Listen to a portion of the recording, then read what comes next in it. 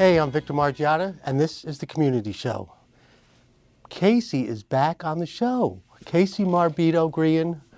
We got so much to talk about. She's got a new career going on, and we're going to talk about history and what we were talking about on the last show. So actually, I'm going to ask her. The first question is, how did the Meet the Verplanks go? Oh my goodness, thank you for having me on the show, and thank you for asking about that. We had the most fun.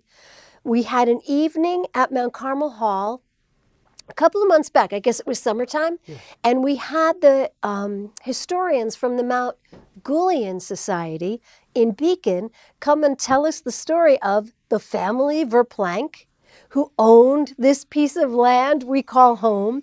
And it was fascinating. So the only thing we're not clear on is if this particular family Verplank actually lived here. I think the plot of land was given to them as a gift when they got married, and they named it Verplank, but eventually they all moved to Beacon, where where the family home still exists. So the Mount Julian Historic Site is the home of the Verplank family, and the furnishings from the home are in the Metropolitan Museum of Art. That is pretty. I know, it's amazing. So we had a packed hall, we had a great presenter, and we learned a lot, and we're going to have them back to do different things. And then when we learned that this was a lovely, wonderful Dutch family, we decided at Let It Shine that we would celebrate that in the spring. So in September, the 1st of September, we gave out hundreds of tulip bulbs to plant. So in spring, when Verplank comes alive with tulips, that's in honor of the family Verplank. Yeah. That's cool. I was just in the garden today, straightening everything out, bringing everything in. It came to an end. There was one tomato plant that was still going. And I was like, what am I going to do? I can't bring it to the house. No, you got to leave it. Yeah, so it was kind of heartbreaking. And I do have some tulips. Now, they say the lilies you have to bring in the house. The bulbs, if they freeze, will be no good. But are you going to do that? Are you going to dig them up? I always say I'm going to, but I never do. Right? No, I dug them up. But the tulips you can leave in the ground. The tulips are fine. They'll last through the winter. So that worked out. Unless the squirrels get them. I don't know what it was this year. There was a lot of squirrels. Yeah. There was like more than I've ever seen. It's an extended season, right? Yeah, I know. I guess that's what it's supposed to be cold, and it's still summertime weather. Yeah. So speaking of squirrels, I had a little bit of a woodchuck problem this year. Oh, yeah? A little more than I expected, and got to have a heart trap, and I had a heart, and we brought him down the road and set him free. Yeah. And That's they're very living, nice. Yes, they're living somewhere down in Montrose. That's not how we got rid of the woodchucks back when I was a kid. Yeah, you guys had a great garden too. Yeah. You know? Yeah, we did. Yeah, My Stephen dad, Cole talks about it Stephen all the time. Cole, Tony Scrow. Yeah. Oh, yeah. Yeah, even Stu Rickett talks about his, the claim to fame. I guess his tomato plants were the best. Oh, he had good tomato plants. Yeah. So there was another event about Father Pio. Oh, yeah, the Padre Pio Foundation, which is in Irvington. They came up.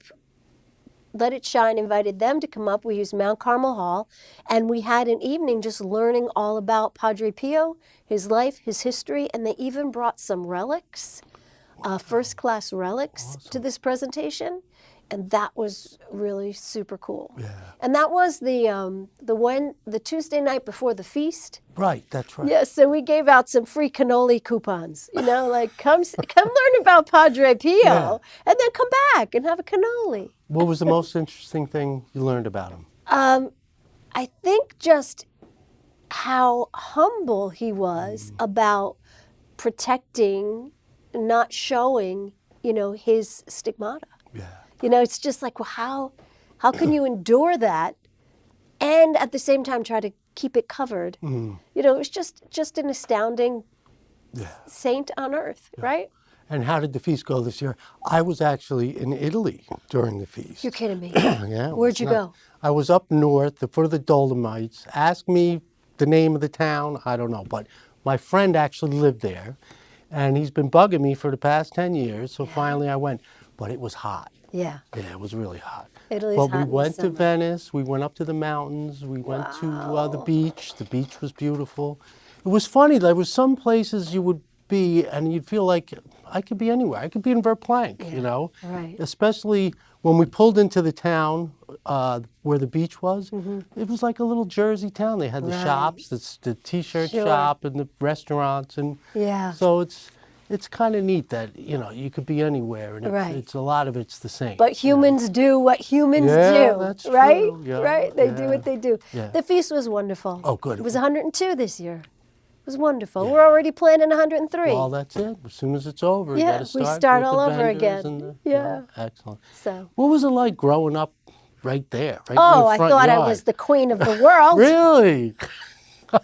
Look It at me. didn't- I live behind the cotton candy stand. You remember the Yeah. truck that would pull up and they Yes. make the Italian ice? Yeah. They plugged into our Oh, they into plugged your into our house. We had to What? open the screen and they plugged in and I thought that made me very Yeah. special. Well, back then people were really nice too. You know? Yeah, it was nice. just so friendly. But it's still the same. You know, it's still the same. Now, my sister's in the family house, so every now and then we've got to use her hose or plug into her electric or whatever. Yeah, But it's still a it great is. feast. Yeah, it is. It's the best. Yeah. It's 102 years. 102 years, we must be doing something right. I know. That's excellent. Yeah. So at the pantry, talk about that for a minute. The Valentino family stopped Oh by. man, we had such a beautiful Saturday. Saturday is the day when people bring their donations to the Let It Shine Pantry and Thrift Store. And this particular last Saturday, the Valentine family showed up, a mom and dad, and I think it was 2 little boys. They brought us 70 cans of tuna. 70 cans. And the little boys took it out of the bag and put it on the shelf. It was so cute. Nice. Oh. So then the Valentines leave and the Valentinos show up. And they, Katie Valentino's daughter, Addison, she just turned her sweet 16 and she had a project with her girlfriends that they made these bake-a-cake kits.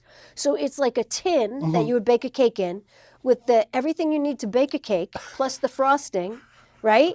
And they donated those. So the Valentines and the Valentinos showed up with all the love this past Saturday at the pantry. And that, like most Saturdays, you just come hang around and you watch this beautiful community show of people showing up saying, can you use this for the food pantry? Can you use this for the thrift store? It's the best. I'm hooked on baking cakes and bringing them out when the kids come in. I bring out a piece of cake and I tell them I'm turning into my mother. You know, that's what she used to do. That's She used to, exactly what you she know, did. She'd give out cookies and cake and all that Yeah, stuff. her She'd- magic bars. Yeah, magic bars. the magic I know. bars. So the cake mix is on sale, 70 cents a box. You're getting them. I'm loading up. So That's great. I'm gonna have all the cake we need. So Good. and then the Sunday market finally came to an end. Yes, right? yes. We didn't do it every week this year, the Let It Shine market. It's just so much work. But we did it once a month, twice in September, twice in October, and we had a ball. You know, the star of the market on the river at the park in Verplank is Lisa Cole. Have you seen it? Yes, I saw she's some got video. this bubble machine. She's got these bubble wands. You know, sometimes I have to say, just let the kids play. Yeah, right.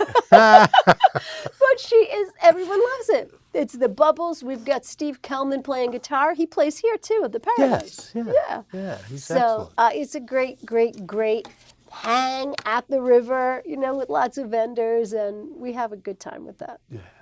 Now we're taping early, so this might be old news by the time the show airs. But talk about the hometown country. Okay, so I've been wanting to have a country night for the longest time. And there's all these great performers. Steve Kellman is one of them. He's a great guitarist. And then there's Six-String Country, Dennis and Matt, no, right? they're excellent. My niece, Haley Jane. Hi, Haley. Hey, Haley. She's getting married, by the No way. Yeah, she just got Wow. engaged. So your to Zach. mother's gonna have to come up? Yeah, my mother's going to come All up. right. I'm going to officiate the wedding. No way. Oh, yeah. Excellent. So she sings, and then my husband's nephew, Evan, he is in Vermont, and he has a country group. So I thought, well, it's the night before Thanksgiving. Everyone's going to be That's around. the big night out, Right. you know, for sure. So we'll all go to Mount Carmel Hall. We're going to have a best boots contest. So wear your boots. right? Your best country boots and your country hat. And we're going to sing and dance at Mount Carmel Hall. And then we all go to Folgers, right? Isn't Yeah. that what happens on the night before Thanksgiving? Yes, that's a big night We all out. go It to really is. Folgers. You know what it is too? You don't have to spend any money on presents. You know, Right, that's the best part right. about Thanksgiving. You Thanksgiving go, is you the hang out, best. eat. There's no stress. No stress, You no know what I mean? pressure. Yeah, you know. Then Christmas rolls around, and I finally gave up. I just give cash. I said, Yeah. "Here's the money. Yeah, You know what you want. I don't you need go that get much. Just give me a small it." Yeah. envelope. Okay. All no right? problem. So let's go back in history, talk about growing up in the Margiotta house with Oh, your two brothers and your yes. sister, and what a great experience it was. It was a great experience to be in this community. Anybody that grew up in a small town, Yeah. you know, like you had a different life than other people. You grow up in a small town, everyone knows you, everyone knows your name, you feel comfortable, you feel protected, you feel loved, you feel part of something big. You look out for other people, right? You look out for other people. And that was just a great way to grow up. Yeah. It taught me so much that I kind of keep trying to recreate that feeling in everything I do. Just keep it simple, keep it healthy, right? Yeah. Like not too much to either extreme, just kind of keep it small town. That's one of the things I love about doing this country night, the night before Thanksgiving. It's like it just feels like get small people town. together. Exactly. Yeah. Yeah. My favorite was of course, in the spring we played baseball, in the fall we played football. Yeah. You know, and we had the Logs and all the kids in the neighborhood. Right. And it was a lot of fun. You can't beat it. You And know? we had that great big field to play in. I know. In the middle That's of our right. town. It was the best. The best. And then that field is still there, and kids are still playing on it. You know, I hear them Sunday morning. They wake me up. Yeah, yeah. But, and I grew up saying to myself, I never want a big yard. There's always a baseball field. I don't need to have to mow the lawn. Right. I could just go down the road and go play. And you go know, play, yeah. if I need to. But, oh, that's so great. Okay. But you have a huge family. You got a lot of cousins, a lot of Yeah. extended family. The Margiottas being one Yes, of them. You know? of course, of course. So it's so and great. and I love being in this town, all the shared history we have. Yeah. Right, between the Paradise and Angie's Deli. Yeah. And, even the post office, the people, the relationships you have when you have to pick up your own mail at the post know, office. it's true. It really extends your Yeah, family. yeah. Speaking of the post office, have you noticed the beautiful flowers? Yes. Melissa Wassel is doing that. Oh, thanks, Melissa. Isn't that amazing? It is amazing. She's I doing like a that they put the fabulous pumpkins job. out there, and they got the one little box that has the books, so you can take a book. Oh, a little library. I don't know who Yeah, did that, but that's a Yeah. great idea. It sounds like something Becky McElhaney would Yes, do. but- that sounds like a Becky idea. Yeah, she's the best. Hi, Beck. Hi, Beck. But, we all went to St. Pat's for 8 years. I had to go to Frank G for kindergarten, and then we went down here for 8 years, which was a great experience. I love the fact that there was everybody from 1st to 8th grade instead of together. just, first through 5 and then Yeah. 6 through 8. You got to go to school with your big brothers and your little sister, and the family stayed in one place. Yeah, and I'm still friendly with all those people. Yeah, me That's too. what the amazing part is. Yeah, me too. But then we had a transition to Hendrick Hudson High School. Yeah, from 19 kids in the class to to- 200 plus kids in the class. So that was a bit of a shock. Yeah, I could How have used did you some therapy. handle it? Not Yeah. well. No? No. Oh. I think I was in shock for until I graduated. I couldn't wait to get there because I was so into sports. Sports, you know, yeah. and I just loved football and baseball and Yeah. wrestling. I had 8 brothers, so we wrestled all the time. Right. Then when my cousins came over, Yeah. it was like they called us the Wild Indians Right. because we were just going nuts. But and turned out I was a track star. I should have been doing track the whole time. But at St. Pat's, we only had punch ball. And what else? Yeah. 7-Up. Yeah, and dodgeball. Dodgeball. That's all and- we had. Well, we played stickball, but we had this one game where you would throw the ball against the wall and it was your turn to catch it. It was just a tennis ball. Right. Then the next guy, you throw it, and then the next guy catches it. And if you dropped it 3 times, you had to go up against the wall, bend over, and everybody would get a turn to throw it Throw at the ball you. at you. This doesn't sound very Oh, it was Christian at all. no, it was a tough game. But the one guy, he bent over to look, Right? and the ball hits him right in the face. Oh, gosh. And then he comes up, slams his head against the wall.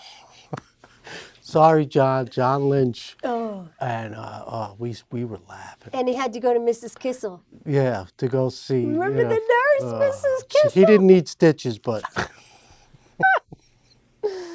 Oh. crazy. So how did you get into radio? Okay, I love this story. I just told this story this morning at a BNI meeting. I got into Cool. radio because of Jimmy McHale. Okay. He was washing dishes at Jeremiah's. He was 17. He was on the football team at Hendrick Hudson. I was graduated, going to college for journalism media. I was at Mercy College. And I was taking summer courses at Connecticut School of Broadcasting. And I needed to do an internship at a local media outlet. And the Peekskill Evening Star had just closed. So there was just really the radio station. I know. We used to have a big newspaper, right? No. It had just closed. So Jimmy McHale says to me, "Do you see who's at table one?" It was a Sunday night. And I can still picture Jimmy. He was like all muscle. know. And he kind of had to stand like Popeye. You know, he was like, "You see who that is at table one?" I said, "Yes, that's Jeremiah Burger, well done. Coke, no ice, lettuce and tomato on the side." Because you know your customers by what they order. Sure. And he says, "No, that's Jerry Desmond. He's the morning man for WLNA. He does all the high school sports, athlete of the week, Coniston Sports Award." Jimmy would know. He's the big star of all the football team, right? Yeah. He says, "You've got to introduce yourself. You're going for broadcasting. You've got to introduce yourself." Well, I'm going out with the burger, and I didn't want to disappoint Jimmy. Yeah. Because he was like so excited. So I introduced myself, and that's it. Nice. Jerry invited me up to the station. I got an internship, then I got a job, and I basically never left till 3 weeks ago. Yeah. So Jimmy McHale of JP McHale, thank you for my whole life. That's how it happened. And I tell people now, like, there's something about our excitement. When we're excited about something, you shoot off key. sparks. Oh yeah, that's And key. those sparks hit people. And his spark changed me. I'm like, he's so excited. I better introduce myself, right? I can't go back in the kitchen and say, no, I didn't meet him. Yeah. So I introduced myself. So that's how it came to be. that's And so then cool. the rest of it just unfolded. That's amazing. Yeah. What was your favorite part about the job? Oh, gosh. My favorite part of the job was that small town feeling.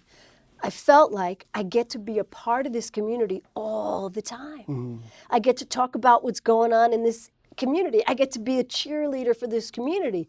But my favorite part was when we announced the birthdays.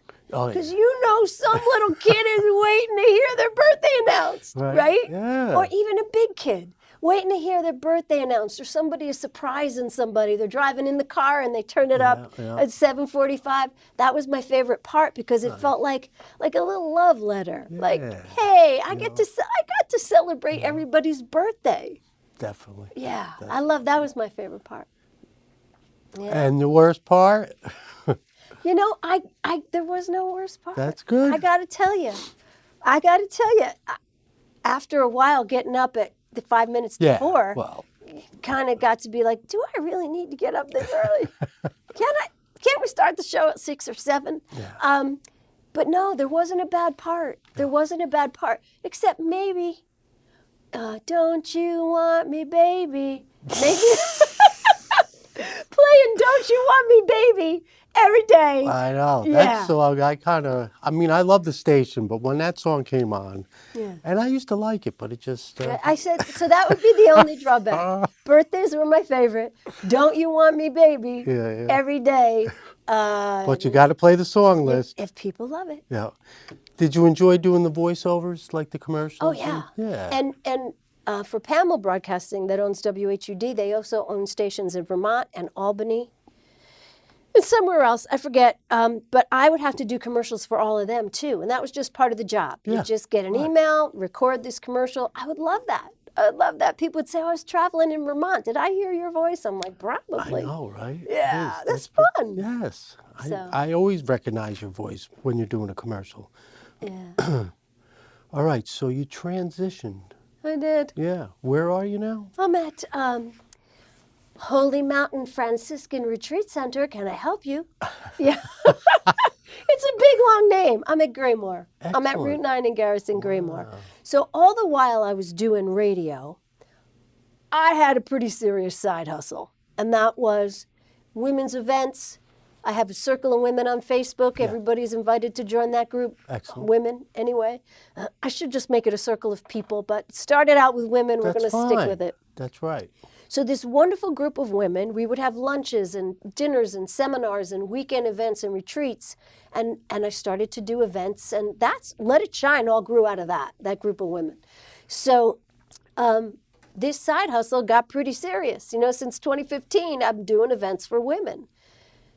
Graymore has a retreat department. It's enormous. They have an enormous retreat center, 3 floors of state-of-the-art. Like, it's more beautiful than in any hotel. It's so beautiful for a retreat center. Everybody should come have their conferences there, too.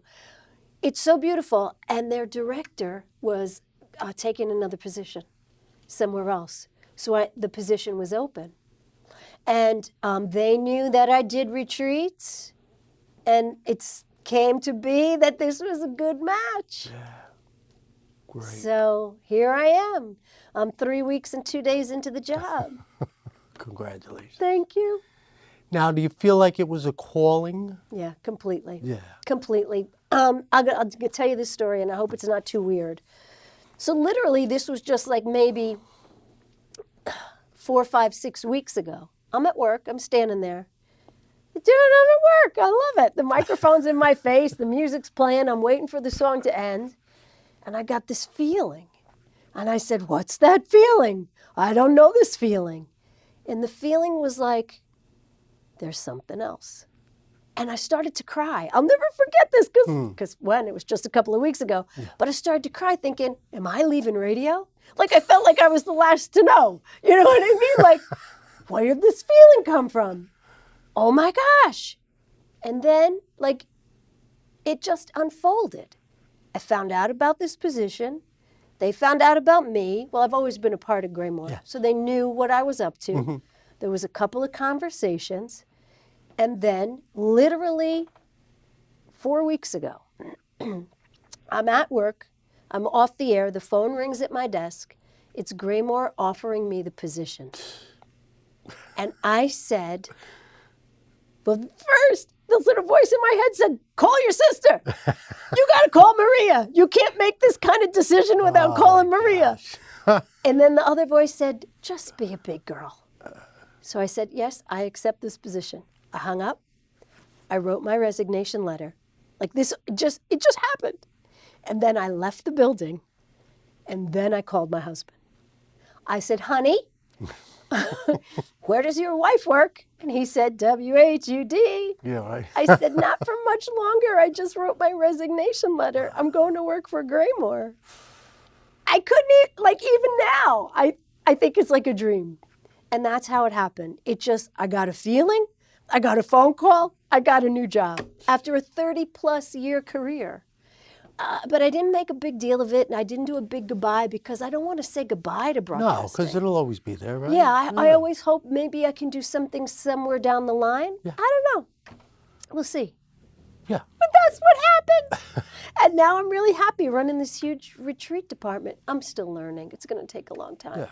But it's fun. And you'll always have your voice. I mean, look at these guys that are still touring. The Who is supposed to go on tour. Oh, wow. Look at the Rolling Stones putting out an album. Yeah. As long as you keep yourself healthy, you can keep going. It's a beautiful time to be aging in America because, people just keep getting younger and people keep pushing the limits. It's not like anybody has to hang it up at 60 or anything. Mm-hmm.